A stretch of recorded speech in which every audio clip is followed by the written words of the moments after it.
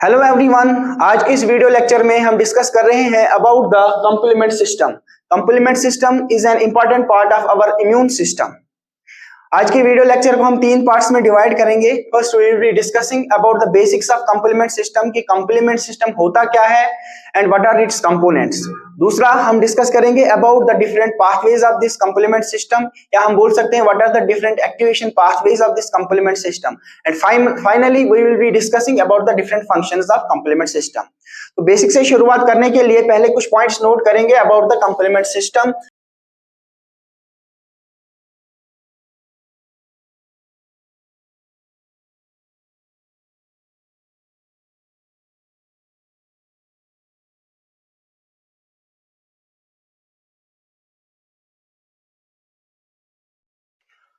So these are the some basic points of our complement system, जिसमें हमने ये बातें नोट की कि that this is the part of our innate immune system. What is innate immune system और what is innate immunity?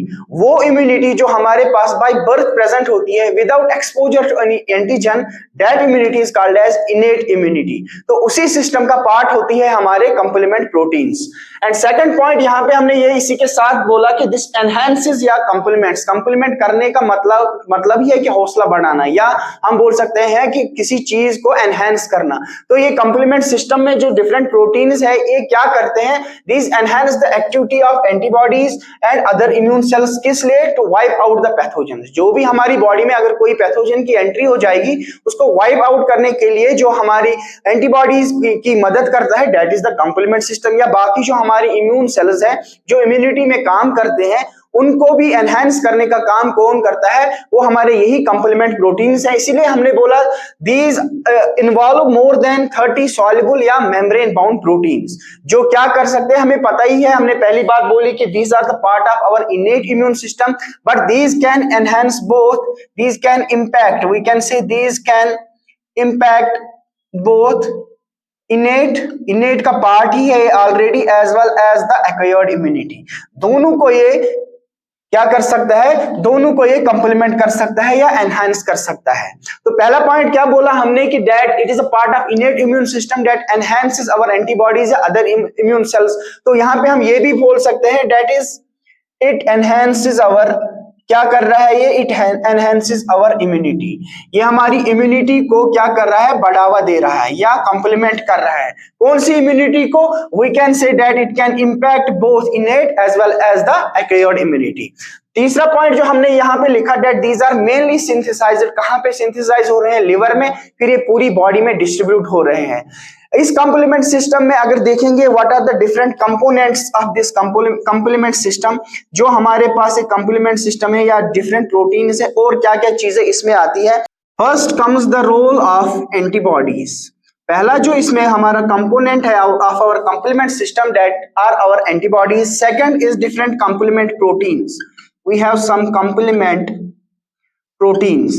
And एक बात यहाँ पे हमें याद रखनी है, दीज जिनका भी मैं यहाँ पे नाम लिखूं, these are present in inactive form in the serum and once they get encountered with the pathogen या कोई दूसरा फैक्टर इनको जब एक्टिवेट करता है, they get cleaved and activated. So we can say there are different complement proteins like we have C1, C2, C3, C4, C5, C6, C7, C8 and C9।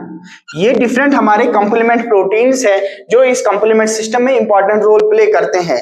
मैंने यहाँ पे ये बात बोली, these are always present in the inactive form. ये क्या होते हैं, these are present in inactive form, but activate कब हो रहे हैं, they are cleaved on activation. जब ये एक्टिवेट हो रहे हैं, जब भी किसी पैथोजन के साथ इनका एनकाउंटर हो रहा है या कोई दूसरा फैक्टर इनको एक्टिवेट कर रहा है, then they get cleaved and activated. Cleave होने का मतलब क्या है, for example we have C1 और we can say we have C3, this C3 gets cleaved into C3A and C3b। यहां पे हमें एक चीज ध्यान रखनी है, जो हमारा ए वाला पार्ट होता है कोई भी कंप्लीमेंट प्रोटीन का, for example we have C4, it can get cleaved into C4a and C4b। ये दो दो पार्ट्स में डिवाइड हो रहा है या क्लीव हो रहा है। हमें यहाँ पे इंपॉर्टेंट पॉइंट ये याद रखना है, जो हमारा C4 या C3 या जो भी कंप्लीमेंट प्रोटीन होगा उसका जो बी पार्ट होता है दैट इज, ये क्या होता है, थोड़ा लार्ज होता है, it is large and active, is large and active. लेकिन जो हमारा ए वाला कंपोनेंट होता है दैट इज इनएक्टिव, ये स्मॉलर होता है, ये छोटा होता है, छोटा पार्ट होता है, एंड ये क्या होता है, दिस इज इनएक्टिव। ये पार्ट हमें इंपॉर्टेंट याद रखना है। लेकिन there is always an exception, यहाँ पे भी एक एक्सेप्शन है। जब भी हम बात करेंगे about our C2 complement protein, C2 जो कंप्लीमेंट प्रोटीन है ये भी जब एक्टिवेट होगा, this also will be cleaved into C2a and C2b। But यहाँ पे जो लार्जर फ्रेगमेंट होता है दैट इज अवर C2a, और यहाँ पे जो एक्टिव कंपोनेंट होता है वो हमारा कौन सा कंपोनेंट है, that is C2a। So this C2a is larger and active. बाकी जो इसका C2b वाला पार्ट है this is smaller and inactive and diffuse away. या इनका क्या रोल है, इनका लिटिल बिट रोल रहता है इन द इन्फ्लेमेशन। यहाँ पे हमें इंपॉर्टेंट चीज ये याद रखनी है, we have different complement proteins in this complement system. वो क्या करते हैं, जब वो एक्टिवेट हो जाते हैं that are cleaved on the cleavage, two components are release, दो पार्ट्स इसके रिलीज होते हैं। जैसे अगर मैं C3 की बात करूंगा वी हैव C3a C3b। इस C3b में क्या होता है, ये थोड़ा बड़ा होता है, या इस C3 में जो बड़ा वाला कंपोनेंट है वो कौन सा है, दैट इज C3b, एंड बड़ा वाला इज एक्टिव। जो छोटा वाला कंपोनेंट है that is always A, but one exception is there in case of C2 complement protein या complement protein 2, the C2a is larger and active and C2b is smaller and inactive. ये बात हमें यहाँ पे इंपॉर्टेंट याद रखनी है। This is about the different complement proteins. तीसरा जो हमारा यहाँ पे कंपोनेंट आता है that are different factors. We have some factors in the complement system, like जो हम further study करेंगे we will be seeing we have factor B, factor D and factor P, या जिसको हम factor F भी बोलते हैं।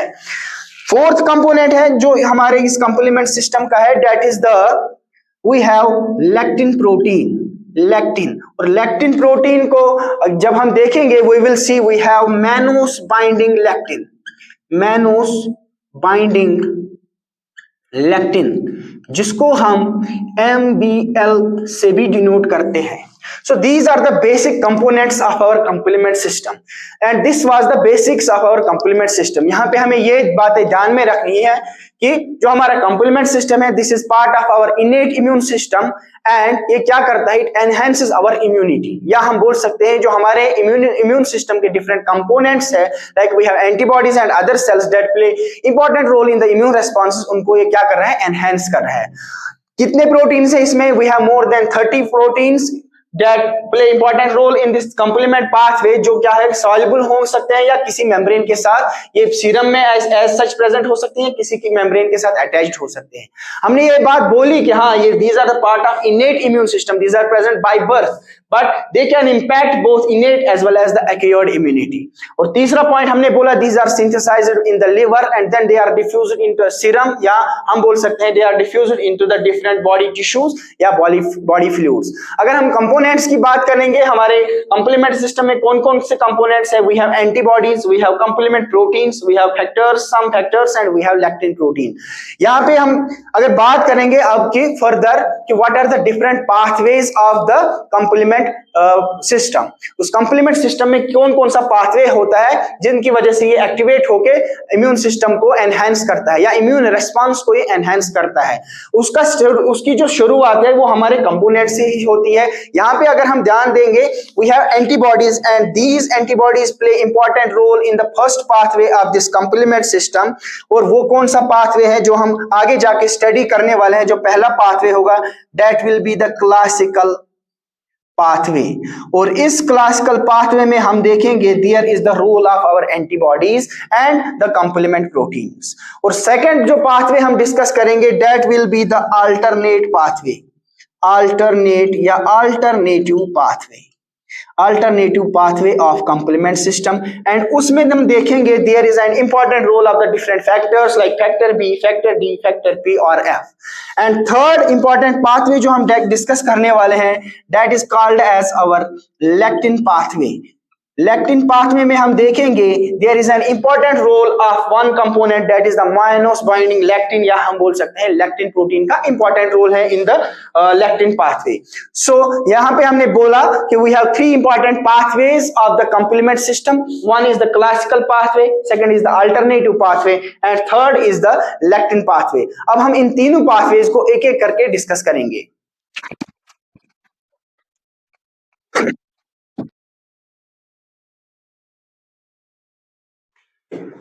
So now let us discuss in detail the first activation pathway of complement system, that is the classical complement pathway. इस pathway में हम ये देखेंगे कि there is an important role of antibody and antigen reaction, इसीलिए इस pathway को हम बोल सकते हैं this is antibody antigen dependent pathway। ये वो पाथवे है that depends on the interaction of antigen and antibody, इसीलिए इसको बोलते हैं this is antibody antigen dependent pathway। इसकी शुरुआत कहां से हो रही है? whenever there is an entry of the pathogen in our body, for example this is an pathogen और ये हमारी बॉडी फ्लूइड्स में या हमारे सीरम में या हमारे ब्लड में एंट्री कर चुका है। And on that pathogen we know there are some particular sites जिसके साथ हमारी एंटीबॉडीज बाइंड करती है। वो कौन सी साइट्स होती है? For example these are the epitopes, उनको हम एपिटोप्स के नाम से जानते हैं। और हमें पता ही है जब भी कोई पैथोजन एंट्री करता है we have antibodies, तो वो एंटीबॉडीज जाके इसके साथ बाइंड करेंगी, इन एपिटोप्स के साथ बाइंड करेंगी। यहाँ पे हमें इंपॉर्टेंट ये याद रखना है कौन कौन सी एंटीबॉडी होगी। we have IgM and we have IgG। कौन कौन सी एंटीबॉडी यहाँ पे इंपॉर्टेंट रोल प्ले करती है? We have IgM and we have IgG। IgG में भी अगर मोर डिटेल में हम देखेंगे we have some sub classes of this IgG। We have IgG3 जिसका सबसे मोस्ट इंपॉर्टेंट रोल रहता है या जिसका सबसे ज्यादा रोल रहता है इन द कंप्लीमेंट एक्टिवेशन। उसके बाद we will see there is the role of IgG1 and सबसे कम हम देखेंगे IgG2 का रोल है। There is another sub class that is IgG4 that never ever activates the complement system. ये यहाँ पे इंपॉर्टेंट पॉइंट हमें याद रखना है जो कभी कभी कॉम्पिटिटिव एग्जाम से पूछा जाता है। क्या है? We have two antibodies that can bind with this pathogen in the classical complement pathway. कौन कौन सी एंटीबॉडी है? We have IgM and we have IgG। IgG में भी जो सबसे ज्यादा बाइंड करता है या सबसे ज्यादा रोल प्ले करता है in activation of this complement system that is our IgG3, then we have IgG1 and then we have IgG2। An important point to remember here is that IgG4 never plays any role in the complement activation। तो यहाँ पे हमने देखा we have interaction between the antigen and the antibody, इसीलिए इसको antibody antigen dependent pathway भी बोलते हैं। इसके बाद जो इस interaction से impact होता है that is the activation of first complement protein that is our C1। अगर मैं C1 का structure देखूं this is a complex protein। complex protein क्यों है? क्योंकि this is having some other components या complement proteins associated with it, इसीलिए इसको C1 कॉम्प्लेक्स के नाम से भी जानते हैं। This is C1 complex protein. C1 complex क्यों बोल रहे हैं इसको? क्योंकि वी हैव हियर C1Q जो इसका स्टार्क बनाता है कंप्लीमेंट प्रोटीन या C1 कंप्लीमेंट प्रोटीन का जो स्टार्क बना रहता है that is of C1Q and we have here another two component proteins जिनको हम C1R बोलते हैं एंड और इसके साथ हमारे रहता है और एक कंप्लीमेंट प्रोटीन जिसको हम C1S के नाम से जानते हैं। इसीलिए इस C1 कंप्लीमेंट प्रोटीन को हम C1 कॉम्प्लेक्स ही बोलते हैं या हम इसको ये भी बोल सकते हैं this is C1QR2S2 because this is having Q that is the stark, we have C1S जिसके दो कंपोनेंट्स होते हैं इसीलिए S2, we have C1R जिसके दो कंपोनेंट्स हैं इसीलिए R2 और इस पूरे कॉम्प्लेक्स को हम बोल सकते हैं this is C1QR2S2 कॉम्प्लेक्स। किसका कॉम्प्लेक्स है? this is the C1 complex या फर्स्ट कंप्लीमेंट प्रोटीन। और once this C1Q interacts, हमें यहाँ पे अगर हम देखेंगे this is the C1Q जो इंटरेक्ट कर रहा है हमारे किसके साथ? एंटीबॉडी के साथ। And one thing to say here is that जो हमारी एंटीबॉडीज है उसमें हमें पता ही है we have two regions, one is our FC region या जिसको हम फ्रेगमेंट ऑफ क्रिस्टलाइजेशन के नाम से जानते हैं and we have the two FAB regions. ये हमने बेसिक्स में वहां पे समझा होगा जब हम समझते हैं कि what is the structure of the antibodies and this is the FC region of our antibody. इसी के साथ हमारे C1 कॉम्प्लेक्स का C1Q इंटरेक्ट करता है, जिस इंटरेक्शन की वजह से हमारे C1R एंड C1S की हाइड्रोलाइटिक एक्टिविटीज एक्टिवेट हो जाती है। और ये क्या काम करती है? Whenever the C1Q/R2S2 complex is activated, जब ये एक्टिवेट होता है तब क्या हो जाता है? This leads to the conversion of another complement protein, या हम बोल सकते हैं activation of another complement protein that is the C4। ये C4 को एक्टिवेट करेगा, और C4 जब भी एक्टिवेट होगा या कोई भी कंप्लीमेंट प्रोटीन जब भी एक्टिवेट होता है, so that leads to the cleavage of that complement protein. तो यहां पे हमें क्या मिलेगा? We will have C4A and C4B and C4A। भाई एक्टिवेशन किससे एक्टिवेशन हो रही है? C1 कॉम्प्लेक्स से या C1 कंप्लीमेंट प्रोटीन से। When we get the C4B, this is the active component as we have already discussed। ये थोड़ा बड़ा larger component होता है। C4A is the smaller component that is inactive, C4B is active, and this C4B will lead to the conversion of another complement protein that is C2 into C2A and C2B। और यहां पे जब हमने exception की बात की अभी पीछे कि जब भी हमारा C2 कंप्लीमेंट प्रोटीन होगा, दिस इज एन एक्सेप्शन, ये जब भी एक्टिवेट होगा this will be get cleaved into the C2B and C2A। इसका C2A is larger and active. तो यहां पे कौन सा कंपोनेंट एक्टिव होगा? That will B C2A। बाकी जितने भी कंप्लीमेंट प्रोटीन्स हैं उनका जो कंपोनेंट एक्टिव होता है that is the B part always. तो यहां पे C4 का कौन सा एक्टिव है? That is C4B। लेकिन C2 का कौन सा है? That is C2A। So these two will combine, this C4B and C2A will combine and they will form, ये क्या बनाएंगे? They will form C4B2A। They will lead to the formation of C4B2A। 2A is the C2A and C4B is the C4B component of the C4 complement protein। and इसको हम बोलते हैं फिर इस complex को that this complex is called as C3 convertase। इसको हम C3 convertase के नाम से जानते हैं। और ये C3 convertase क्या काम करेगा? This will convert another complement protein that is our C3 into C3A and C3B। किसमें कन्वर्ट किया और किसको कन्वर्ट किया? इसने हमारे C3 को कन्वर्ट किया into C3A and C3B। Again here C3B is the active component and this will combine with, किसके साथ कंबाइन हो जाएगा ये? This will combine with the C4B2A that is C3 convertase and this will lead to the formation of C4B2A3B। What is this what is this C4B2A3B? This is called as, ये हमारा बन जाएगा C5 कन्वर्टेस। अगर इसका नाम है C5 कन्वर्टेस तो obviously this will lead to the conversion of what? This will convert the C5 protein into, किसमें कन्वर्ट करेगा? into C5A and C5B। C5A and C5B किसने कन्वर्ट किया? कन्वर्ट किया हमारे C5 कन्वर्टेस ने into C5A and C5B।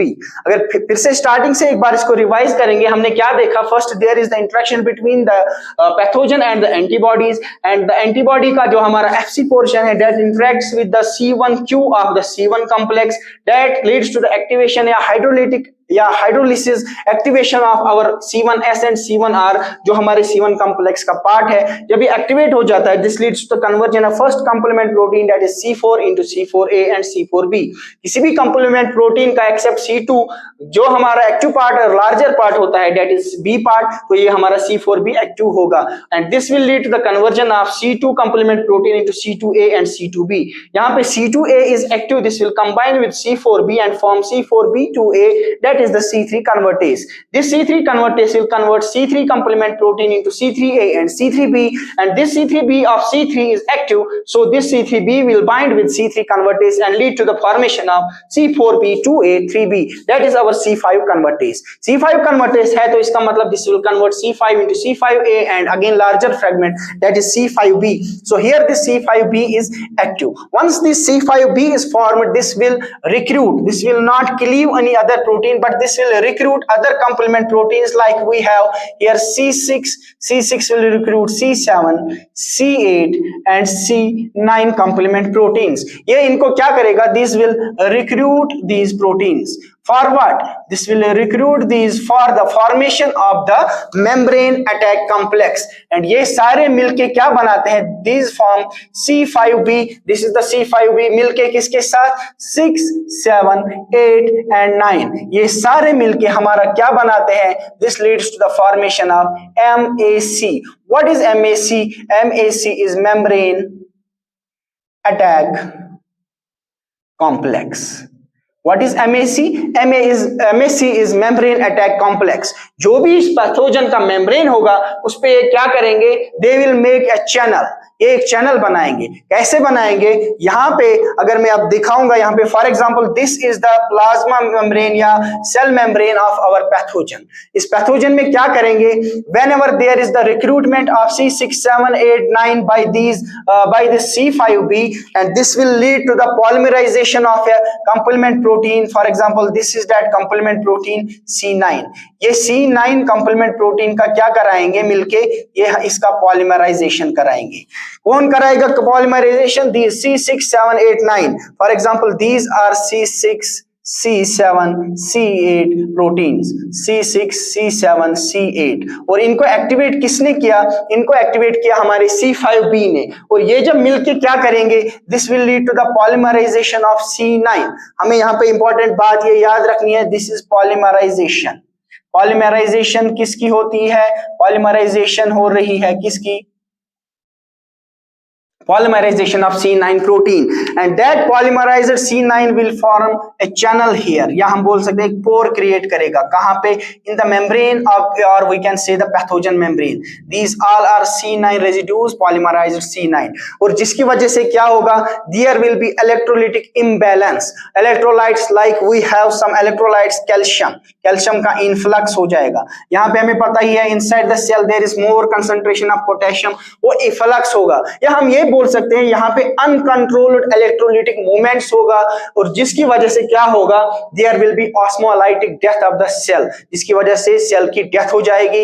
और main चीज यहाँ पे हमें याद रखना है, there is the formation of membrane attack complex, जिसमें C9 इंपॉर्टेंट रोल प्ले करता है बाय इट्स पॉलीमराइजेशन. इसकी पॉलीमराइजेशन कौन कर रहा है? That is C6, 7, 8, 9. किनकी वजह से ये सारे एक्टिवेट हो रहे हैं या कौन इनको रिक्रूट कर रहा है? दैट इज C5b, जो किसकी वजह से बना है? जो हमारे C5 कन्वर्टेज की वजह से बना है. C5 कन्वर्टेज खुद कैसे बना है? ये मिला है हमारे C3b और C4b2a या C3 कन्वर्टेज की वजह से. C3 कन्वर्टेज कैसे खुद बना है? That is by formation of C4b and C2a.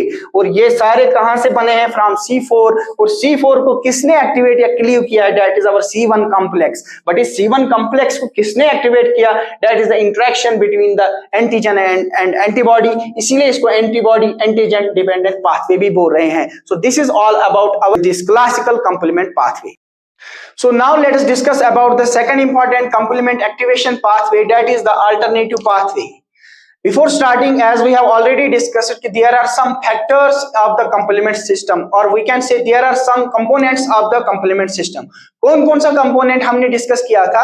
पहले हमने बात की थी about the antibodies and complement proteins. Complement protein 1 से लेकर कंप्लीमेंट प्रोटीन 9 तक. और इन दोनों complement proteins as well as the antibodies का रोल हमने कहां पे देखा था? इनका रोल हमने देखा इन द क्लासिकल पाथवे. उसके बाद हमने और एक कंपोनेंट की बात की थी, that is our factors, factor B, factor D, factor P, और इसको हम प्रोपेरिडिन के नाम से भी जानते हैं. और इन फैक्टर्स का हमने बोला था there is important role in the activation of complement system by alternative pathway. That is the major pathway of complement system activation. तो इसमें हमें बात ध्यान में रखनी है, there is no role of the antibodies in the alternative pathway. Antibodies play no role at all. ये कैसे शुरुआत होती है? यहाँ पे कंप्लीमेंट प्रोटीन है दैट इज C3, वो ऑटो एक्टिवेट या स्पॉन्टेनियस एक्टिवेशन हो जाती है उसकी. कैसे हो जाती है? Due to the presence of some molecules like carbohydrates, lipids and proteins on the membrane, और we can say on the microorganism और पैथोजेंस. कैसे हो रहा है ये सब? आइए समझते हैं. whenever there is entry of any pathogen in our body, or we can say this pathogen is bacteria, and इसका जो wall होता है we know that is composed of some glycoproteins and lipoproteins like lipopolysaccharides we can say and peptidoglycan.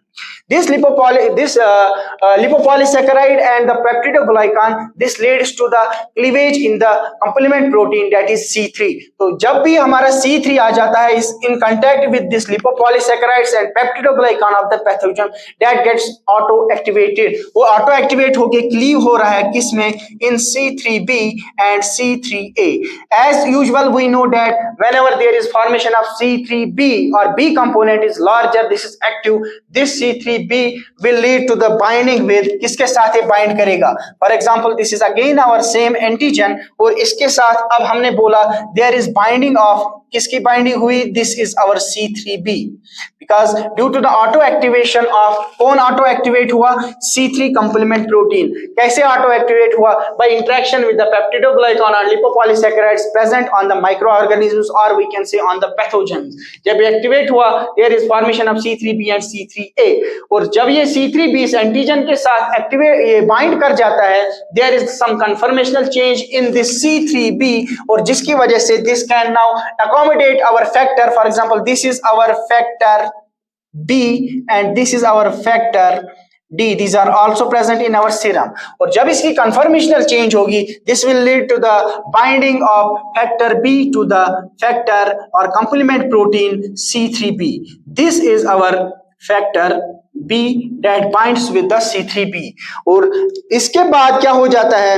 There is cleavage of this or activation of this factor B. जब भी कोई protein complement system में activate होता है पहले उसकी cleavage होगी. तो यहाँ पे इस फैक्टर बी को क्लीव करने के लिए या एक्टिवेट करने के लिए वी हैव फैक्टर डी. जो हमारा फैक्टर डी है वो आके इसको क्लीव करेगा. This is our for example binding of our factor D. ये फैक्टर डी आके इसको क्लीव करेगा. जब भी इसको क्लीव करेगा यहाँ पे क्या बनेगा हमारे पास? We will have B A and B B. This B is again the larger component of this factor B and active component. This A या BA is smaller component of this factor B and will dispose away. तो ये जो हमारा larger component है या हम बोल सकते हैं this is our active component. This C3B is active component. ये दोनों क्या हो जाएंगे? These two will combine and this will lead to the formation of, ये दोनों मिलके क्या बनाएंगे? ये दोनों मिलके बनाते हैं हमारा C3BBB. This is our C3 convertase जिसको हम C3 convertase बोलते हैं. And this C3 convertase is analogous to C4b2A of our classical pathway. हम यहाँ पे ये बोल सकते हैं जो हमारे classical pathway में C4b2A था जिसको हम C3 convertase बोल रहे थे वहां पे this is analogous. Analogous मतलब क्या होगा? इनकी function same है. ठीक है. This is analogous to our C3b2A of किसका pathway? जो पीछे pathway हम पढ़ के आए that is the classical pathway. This C3 convertase that is C3BBB is little bit this is not more active. ये ज्यादा एक्टिव नहीं है और जिसकी जो हाफ लाइफ है that is only about half life of this is only कितना? Only nearly 5 minutes. Only nearly 5 minutes and this we can say this is unstable. ये क्या है? Unstable है और इसकी हाफ लाइफ बहुत कम है only 5 minutes. इसको स्टेबल करने के लिए या इसकी हाफ लाइफ बढ़ाने के लिए there comes the role of another factor that is factor P और जिसको हम प्रोपेरिडिन के नाम से जानते हैं. ये प्रोपेरिडिन आके इसको स्टेबलाइज करेगा, स्टेबल बनाएगा और साथ में इसकी हाफ लाइफ बढ़ाएगा. किसकी स्टेबिलिटी बढ़ाएगा? C3 कन्वर्टेज की जिसको हम C3BBB के नाम से जानते हैं और इसके साथ ये आके बाइंड करेगा. This is the binding of this properdin and this will lead to enhancement या increase in the half life. ये इसकी हाफ लाइफ को बढ़ाएगा कितना? नियरली 30 मिनट्स तक. जब ये हमारा C3 कन्वर्टेज एक्टिवेट हो जाएगा या स्टेबल हो जाएगा ये C3 कन्वर्टेज क्या करेगा? This will lead to the conversion of another complement protein. इसका नाम ही है C3 कन्वर्टेज. तो ऑब्वियसली ये C3 को कन्वर्ट करेगा into C3A and C3B. As usual we know this C3B is the active component and this will combine with this C3 convertase and leads to the formation of C3BBB3B. This is 3B and this C3BBB. यहाँ पे ये बात ध्यान रखनी है this C3 BBB is the C3 convertase and this C3B is part of this C3, so this is the 3B part and this activated complex is called as, इसको हम बोलते हैं this is our C5 convertase। वो C5 convertase का हमें पता ही है इसका क्या काम है, इसका काम है to convert the C5 complement protein, किसमें कन्वर्ट करेगा इसको, C5A एंड C5B, किसमें कन्वर्ट करेगा, C5A एंड C5B। C5B क्या कर रहा है आगे, C5B जैसे क्लासिकल पाथवे में कर रहा था, this will recruit C6, C7, C8 for the polymerization of our complement protein that is the C9 और ये सारे मिलके बनाएंगे C5B 6, 7, 8, 9 जिसको हम किस नाम से जानते हैं, again membrane attack complex and this will lead to the formation of channel in the plasma membrane जिससे क्या हो जाएगा, osmolytic death of the pathogen. अगर फिर से इस पूरे पाथवे को एक बार रिवाइज करेंगे, हमने क्या बोला यहाँ पे, there is no role of antibodies at all in this alternative pathway, ये बात बहुत ही इंपॉर्टेंट है। And there is auto activation of C3 complement protein, कब, जब वो इंटरेक्ट करता है विद द लिपोपॉलीसैकेराइड्स और peptidoglycan present on the surface of the microorganisms और पैथोजेंस। जब ये C3 एक्टिवेट होगा, क्लीव होगा, this binding of C3B with the antigen leads to the conformational change in the C3B जिसकी वजह से वो फैक्टर को एक्टिवेट, ये अकोमोडेट करता है, कौन से फैक्टर को, फैक्टर बी को, ये फैक्टर बी को अकोमोडेट करता है और इस फैक्टर बी को एक्टिवेट करने के लिए we have another factor that is our factor D जो इसको क्लीव करेगा into BA and BB।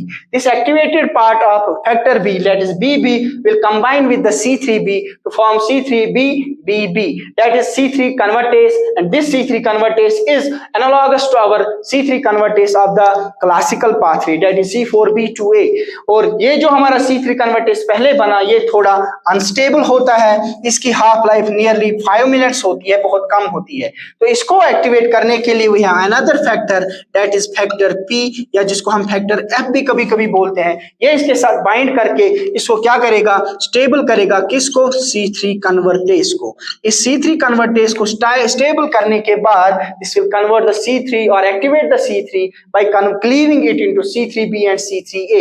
This C3B will combine with the C3BBB that is C3 convertase to form the C5 convertase that is C3BB B3B and this C5 convertase converts C5 into C5B. This is the active portion and C5A. C5B will recruit C6, 7, 8, 9 और we can say 6, 7, 8 to polymerize C9। जब ये C9 की polymerisation हो जाती है, ये सारे मिलके बनाते हैं मेम्ब्रेन अटैक कॉम्प्लेक्स जिसकी वजह से एक चैनल या पोर क्रिएट हो जाता है on the membrane of the pathogen जिसकी वजह से उसकी क्या हो जाती है, इलेक्ट्रोलाइटिक बैलेंस बिगड़ जाता है and that leads to the death of the pathogen. This is how our complement system, कौन सा pathway, alternative pathway works.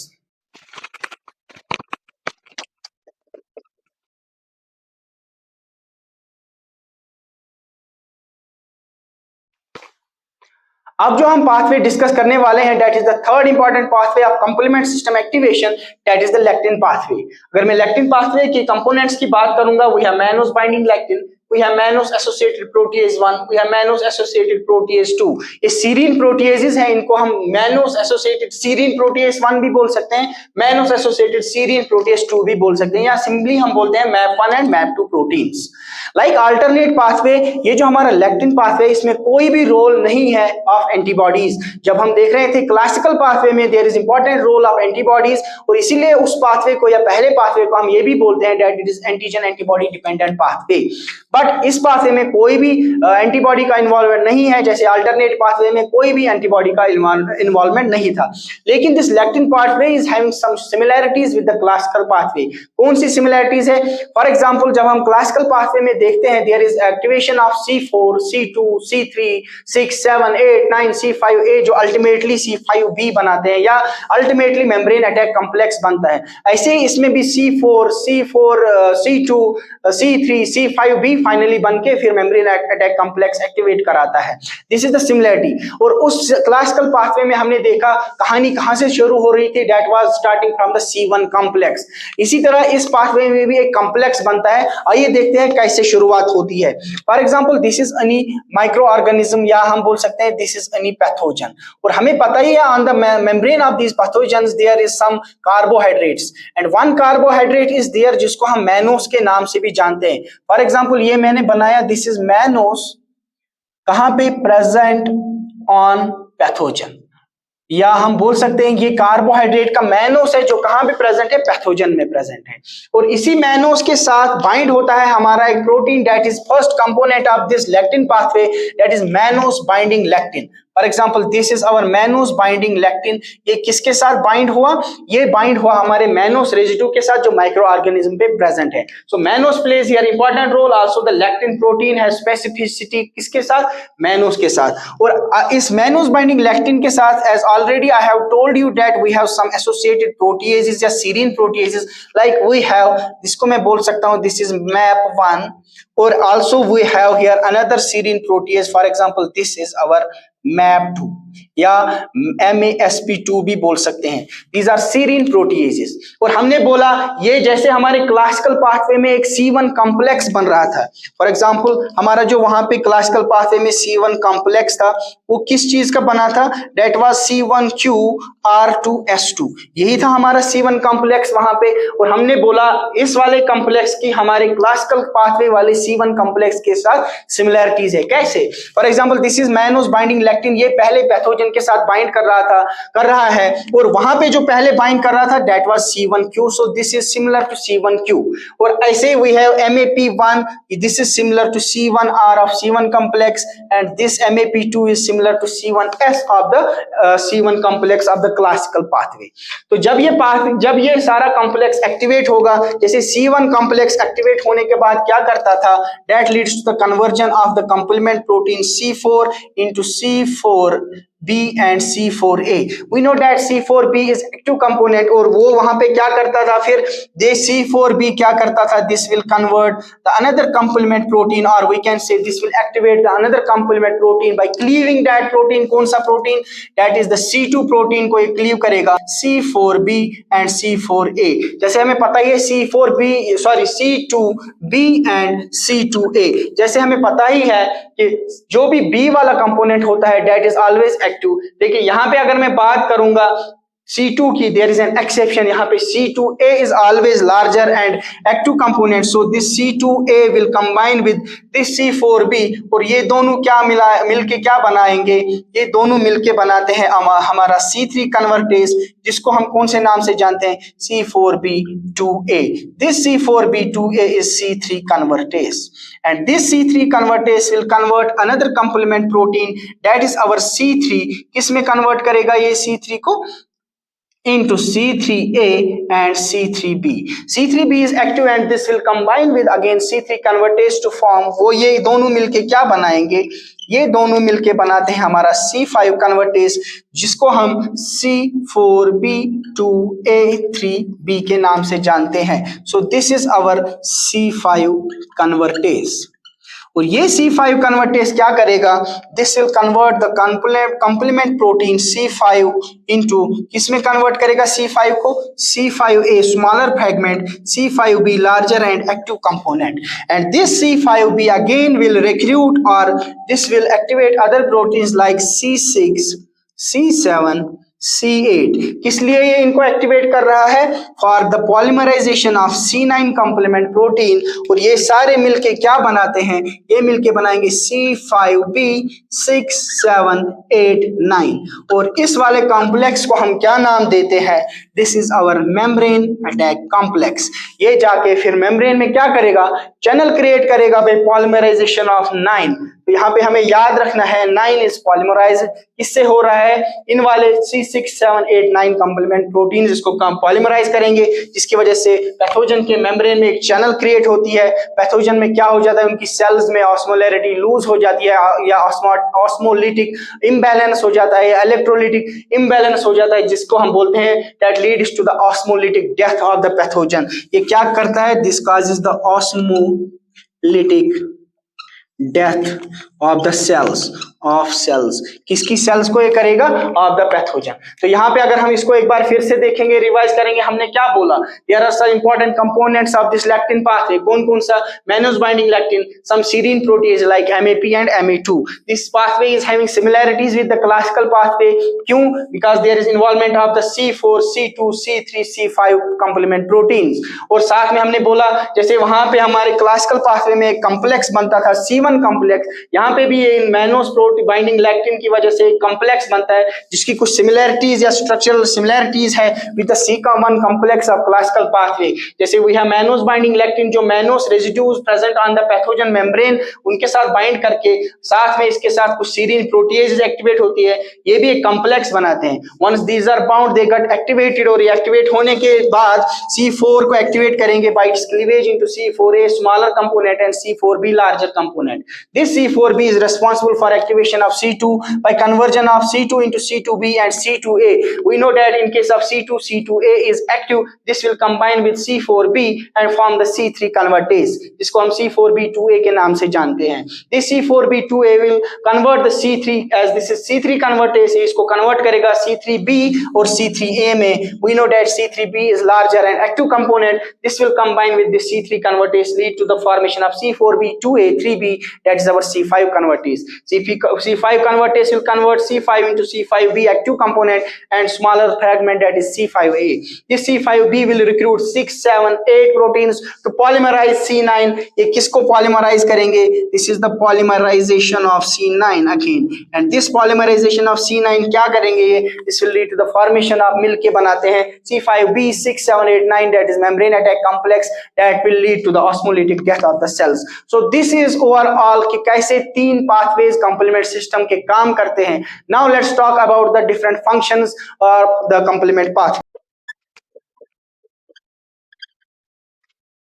Now अगर हम बात करेंगे about the different functions of this complement system, इसकी तीन basic functions हैं। One is the lysis, second is the opsonization and third is the immune clearance। पहले तीनों के कुछ points note करेंगे, उसके बाद डिटेल में डिस्कस करेंगे एक एक करके कि एक्चुअली ये functions क्या है।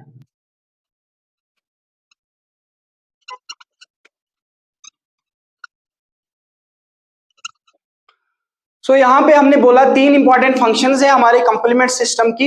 One is the lysis of bacteria pathogen, जो भी हमारे बैक्टीरिया या पैथोजन या कोई भी एंटीजन हमारी बॉडी में एंटर करेगा उसकी जो है लाइसिस कराते हैं।